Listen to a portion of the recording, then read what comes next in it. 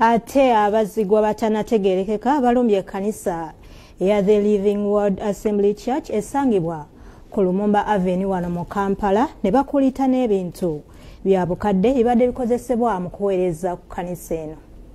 Poliisi y'ewandege yange yambibwako ya CPS bali ku muyigo gw'abazigwa bamenye ne bayingira munda mu kanisa ya The Living Word Assembly Church ne bakulita n'ebintu ebiri mu Bukedde nga muno mwabadde mu laptop mixers, TV screens, amataala ibadde bikozesebwa mu kuweereza. Twatandise okukola okunoonyereza nga bakesi baffe bamaze okutuukayo abakola okunoonyereza aba CID ne aba ICT experts.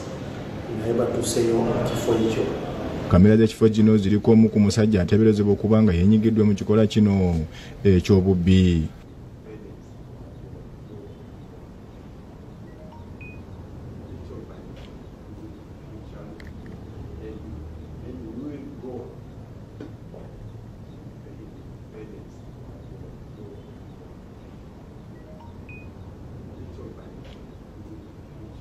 Omusasi waffe atuuseewo kanisa eno era asanze bali mu kiyongobero n'ayogerako nabo ne bategeeza bwe bati.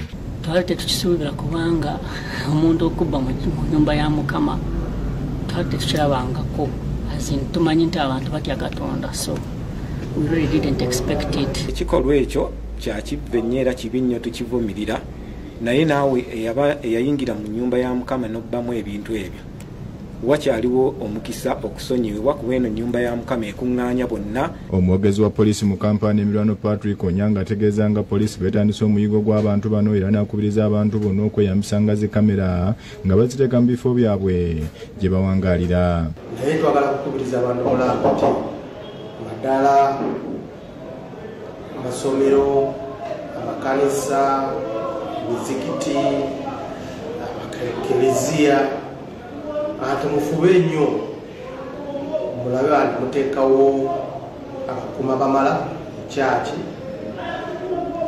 muteekewo ne kamera ezinkeesi. Ono asabye buli muntu amanyi omuntu ono ategeeze poliisi emuli okumpi kigiyambeko mu kunoonyereza. Badde tusaba tutuukirire, genda ku poliisi eriwa okumpi naawe bagenda ku poliisi ya Wandegeya. Rugendo Mukasa Crispo yakusakidde eggulire lino ku lwa Bukedde TV.